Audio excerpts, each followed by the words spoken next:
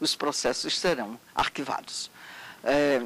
Nós temos aí umas questões muito importantes a respeito dessa situação, mas que o tempo, eu quero crer, que não permitirá uma análise mais aprofundada.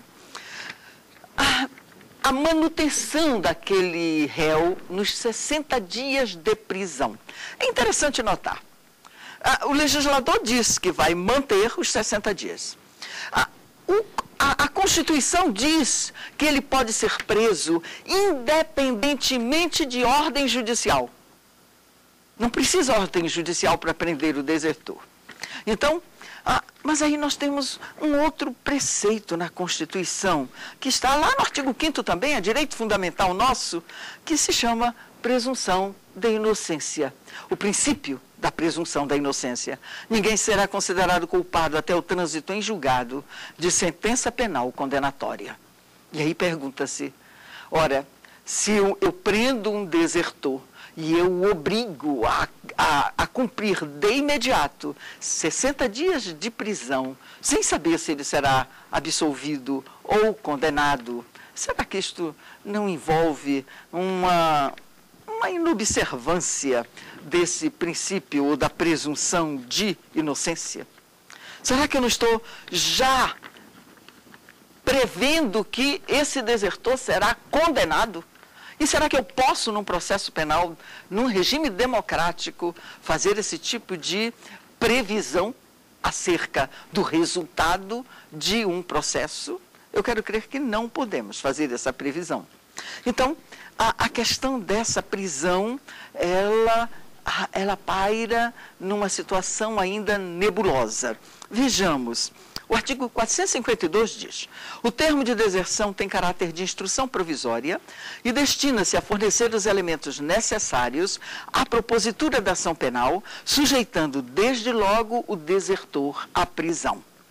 Aí, o seguinte, o desertor que não for julgado dentro de 60 dias, a contar do dia de sua apresentação voluntária ou captura, será posto em liberdade, salvo se tiver dado causa ao retardamento do processo. Aí nós temos uma outra questão. Ora, 60 dias, se ele tiver dado causa ao retardamento do processo, ele não será libertado. Mas o que é dar causa ao retardamento do processo? Nossos processos de deserção, eles são profundamente retardados e às vezes dilatados no tempo, porque o réu arrola, a defesa arrola como testemunha pessoas que não estão na nossa área de jurisdição. Pessoas que deverão ser inquiridas através de cartas precatórias. E as cartas precatórias nem sempre são cumpridas com precisão, com rapidez. E nós temos o alongamento de um processo, de uma instrução criminal. Aí, vejam, será que nós poderíamos considerar que o acusado deu causa a esse retardamento porque arrolou testemunhas que serão inquiridas num outro lugar? Se a resposta fosse positiva, caberia uma outra pergunta. E onde fica a ampla defesa que é constitucional? Se a Constituição assegura a todos a mais ampla defesa, é claro que eu não posso culpar um réu de arrolar testemunhas que serão ouvidas fora da nossa área jurisdicional. Eu não posso dizer que ele está, com isto, retardando o fim do processo. Então, nós temos esta outra situação que é interessante aqui neste caso. Nós temos, continuando aqui os crimes, nós temos outro crime dentro daquele título, crimes contra o serviço militar e o dever militar, do abandono de posto e de outros crimes em serviço. Sobre o que eu coloquei aqui de deserção, querem fazer alguma observação? Não? A deserção, então, ela é condição de procedibilidade? Não, a deserção, não. O que é condição de procedibilidade é a condição de militar da ativa. A condição de militar da ativa nós consideramos como uma condição de procedibilidade para que possa ser instaurado um processo penal contra o desertor.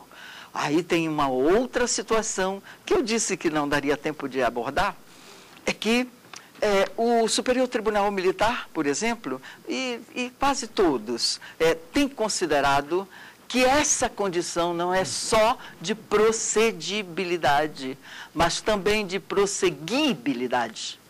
Para prosseguir no processo, ele precisaria ter essa condição. Isto suscita uma discussão que é até importante. Porque no momento em que se instaura o processo, nós temos já as partes processuais. Nós temos o acusado. E o acusado, ele poderia ser tranquilamente, militar ou não, ele poderia perder a condição de militar e prosseguir no processo de deserção. A exclusão do militar de um processo, porque perdeu a condição de militar da ativa, leva a algumas aberrações, sobretudo no cálculo das prescrições do crime de deserção. Então, nós temos assim a forma de calcular, formas variadas, né, posições variadas que decorrem mais dessa situação. Porque se nós estamos diante de um processo só, seria mais fácil lidar com essa questão da prescrição. Agora, diante de vários processos, é difícil. É pena que o tempo não dê, mas eu poderia só antecipar aqui, dizendo que,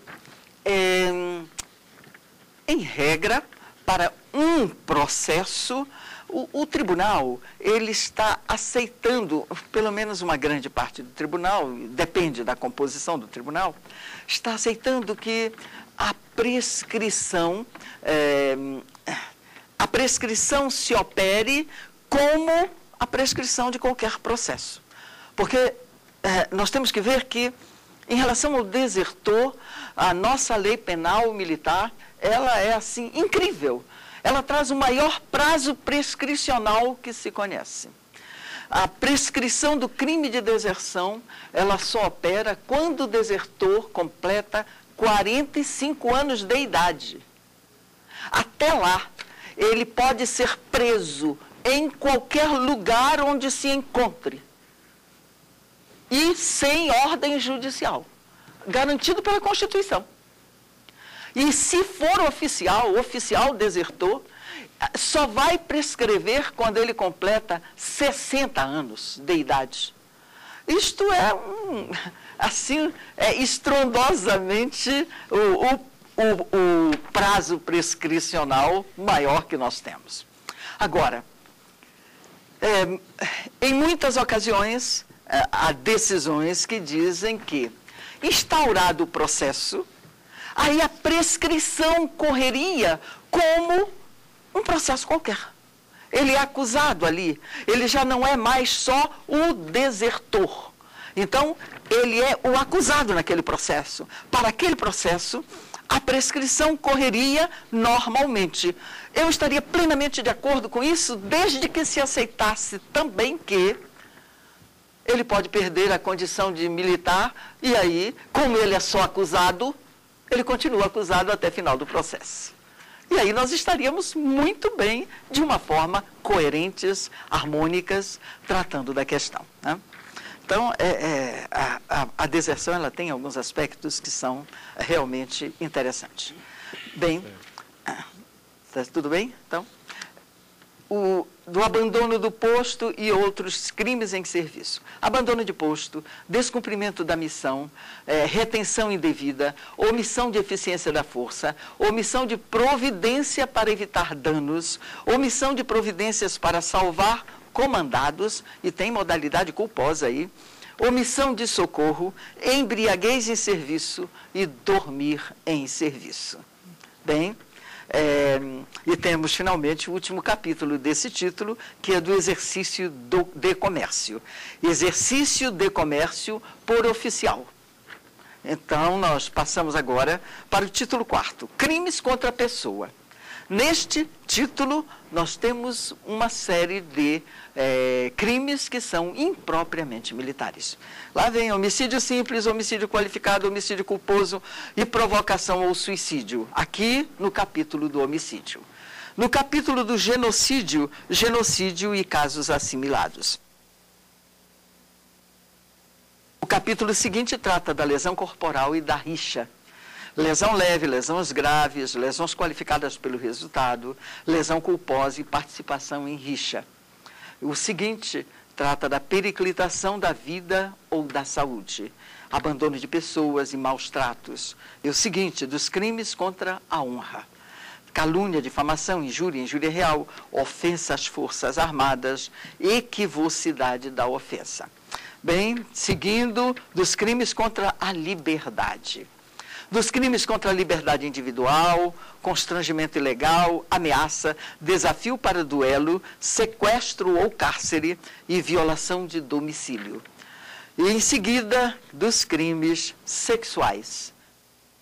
Estupro, atentado violento ao pudor, corrupção de menores e pederastia ou outro ato de libidinagem. Aqui eu faço uma outra parada. Esse tipo penal já suscitou, muita gente diz, é um absurdo o Código Penal Militar ter, numa época em que a Constituição, ela proíbe as discriminações, ele trazer o crime de pederastia. Todo mundo sabe o que é pederastia. É o homossexualismo masculino. Era o nome dado para esse homossexualismo masculino. Bem, eu só quero dizer que, na realidade, o nosso código não qualifica como crime o homossexualismo. Ele vai qualificar como crime outra coisa. Eu vou ler o tipo penal.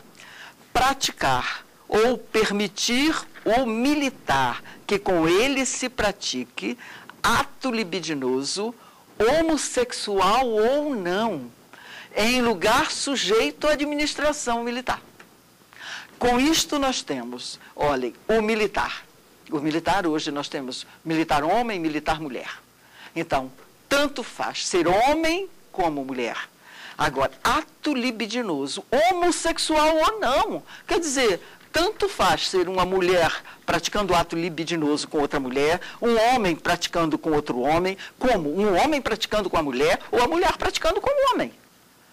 Nós não vemos, portanto, no tipo penal qualquer discriminação ao homossexualismo. Agora, o erro está aqui na rubrica do tipo. É a rubrica que usa a expressão pederastia. E essa tem que ser retirada de imediato. Não o tipo, mas a rubrica. Outro capítulo é do ultraje público ao pudor, com ato obsceno e escrito ou objeto obsceno. O título 5º vai tratar dos crimes contra o patrimônio.